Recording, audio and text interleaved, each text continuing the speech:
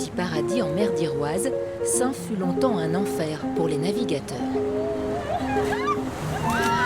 L'été dernier, des plongeurs archéologues ont obtenu de l'État l'autorisation exceptionnelle de cartographier les fonds. Prolongeant la pointe du Raz, la chaussée de Saint est une arête granitique où se sont fracassés des dizaines de navires avant la construction des phares ou l'invention du GPS. On est en train de mettre en place la magnétométrie. Donc ça consiste à mesurer le champ magnétique terrestre naturel et à comparer les variations engendrées par des épaves présentes dans le secteur qu'on cherche. Dès qu'on entend le bip qui dépasse 50 à 100 nanotesla, on sait qu'il y a quelque chose d'important. Immergé à différentes profondeurs, le magnétomètre enregistre les anomalies causées par des masses ferreuses.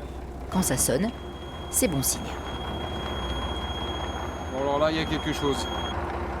Reste à faire le tri entre les câbles, les déchets métalliques et les épaves, un inventaire long et complexe. Sur le plan économique, c'est absolument pas rentable. Aucune entreprise privée se lancerait dans une recherche comme ça. On ne gagne rien, on y perd du carburant, on y perd notre jeunesse, on perd tout. Mais pour nous, c'est important.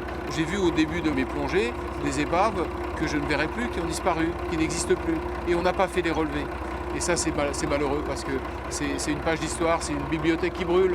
Moi, ce que je vous propose, c'est quand même d'essayer, parce que ce serait dommage de rater la fenêtre de tir. L'équipe se prépare à plonger pour confirmer ou non la détection.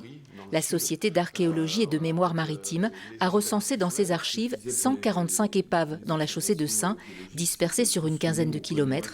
La plus ancienne date de 1724. Pour moi, ce serait 2 épaves, vu comment elles sont espacées et vu les détections qu'on a au magnétomètre.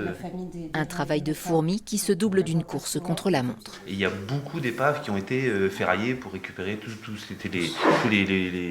le cuivre, le bronze, tout ça. Et donc, c'est des épaves qui ont été arasées, qui sont dans très peu de fond. Donc, il reste plus grand chose, quoi. Et donc, c'est pour ça que l'enquête est encore plus difficile pour retrouver des pièces identificatives pour y mettre un nom, quoi. Et plus ça va aller, plus ça va être compliqué, quoi. Pour nous et puis pour les générations futures qui ne retrouveront plus que quelques petits bouts de ferraille parce que tout aura été digéré par la mer, quoi. On va aller ce matin sur cette zone-là. On va essayer d'identifier cette épave-là.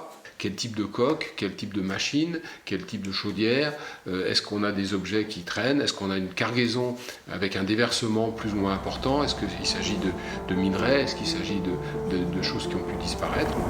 On a trouvé 4 épaves sûres et on en a 4 qui vont tomber dans l'escarcelle dans les jours à venir. Donc trouver 8 épaves sur une mission, moi ça m'est jamais arrivé en 30 ans. Cap sur les Chats, à la pointe extrême est de l'île de Saint. Un secteur réputé dangereux en raison des courants puissants et des roches. Ce qui est stimulant, c'est de trouver des nouvelles épaves, plonger sur des épaves qui n'ont jamais été trouvées, et puis remonter le fil de l'histoire du navire aussi, de savoir comment il est arrivé là, de connaître son histoire, l'histoire du bateau et l'histoire du naufrage aussi, quoi.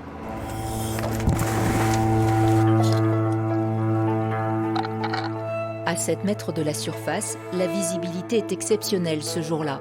Le courant quasiment absent.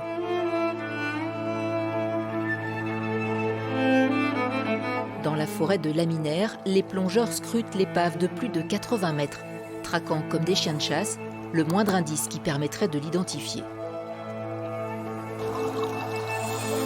Près de l'ancre, à l'avant du bateau, Julien est intrigué par quelque chose. Une plaque. Elle était dans le sable, sous un caillou. J'ai soulevé le caillou, il y avait une petite bordure qui dépassait. J'ai chassé le sable et je l'ai sortie, elle était posée à l'envers. J'ai appelé Jean-Michel pour qu'il vienne voir et qu'on la sorte tous les deux et qu'on la retourne ensemble, quoi. On a trouvé la plaque constructeur à la première plongée. C'est exceptionnel. C'est la première fois en 40 ans. C'est tout petit, il y en a une seule par bateau. C'est incroyable de la trouver. Donc on a la position du bateau, on a la plaque. Ça nous suffit, on sait ce que c'est gagné. Un bronze qui vaut de l'or pour ces passionnés d'histoire. Théoriquement, rien ne doit remonter du fond durant cette campagne de détection. Mais cette fois, l'équipe fait une entorse au règlement pour aider à la vérité. Si on ne la remonte pas, on la retrouve pas. Elle est perdue. On ne peut pas retrouver dans les laminaires, à cet endroit-là, une plaque qu'on aurait laissée au fond. Donc la seule option, c'est de la remonter. J'ai jamais la plaque. Cette plaque, qui n'est pas celle du bateau mais du constructeur du treuil, est une pièce à conviction. Comme dans une enquête policière, les plongeurs remontent la piste. À Nantes, la Maison des Hommes et des Techniques conserve des milliers de plans et de livres sur l'histoire de la construction navale. Il s'agit du Lloyd Register, qui est l'annuaire anglais de tous les bateaux de plus de 100 tonneaux par année. Claude, l'archiviste de l'association, y retrouve le nom du Glenlivet. Le cargo anglais a fait naufrage à Saint le 8 octobre 1900 sans faire de victimes. Le Glenlivet allait de Bilbao à Whitehaven avec un chargement de minerai. Tu confirmes, c'est bien Le minerai, élément d'identification, a causé la perte du bateau. À l'époque, la navigation se fait au sextant et le fer fausse les instruments. Journaux et rapports de naufrage permettent de confirmer l'identité de l'épave, repérée parmi les 16 000 bateaux enregistrés avec persévérance depuis 40 ans dans cette banque de données. Je n'ai pas inventé rien, je suis simplement un compilateur de données. Ce qui demande de la patience, ce qui demande de la rigueur, mais pas de talent particulier spécialement. Il faut simplement être fou. Voilà. Ces plongées au cœur de l'histoire maritime exhument des bateaux, des chantiers navals, mais aussi des équipages. Chacun ici se sent investi d'un devoir de mémoire. Nous, on réhumanise un fait historique de naufrage. C'est-à-dire qu'un naufrage, c'est plus simplement un numéro dans le Lloyd, c'est plus simplement des armateurs qui ont perdu d'argent, des investisseurs qui ont râlé. C'est des gens, c'est des hommes qui menaient ces bateaux-là dans des conditions difficiles et qui, quelquefois, y laissaient leur vie. Cette fois, le steamer anglais est identifié à 99%, mais ce n'est pas toujours le cas. Il y a une partie de notre responsabilité à ne pas, par obligation, trouver un nom parce qu'il en faut un, par obligation, trouver une épave parce qu'il faut la trouver. On a des échecs et on les assume absolument et il n'y a aucun problème, ça fait vraiment partie du jeu. Propriété de l'État, la plaque du Glenlivet viendra bientôt enrichir le musée de l'île de Saint. La campagne de fouilles devrait redémarrer l'été prochain.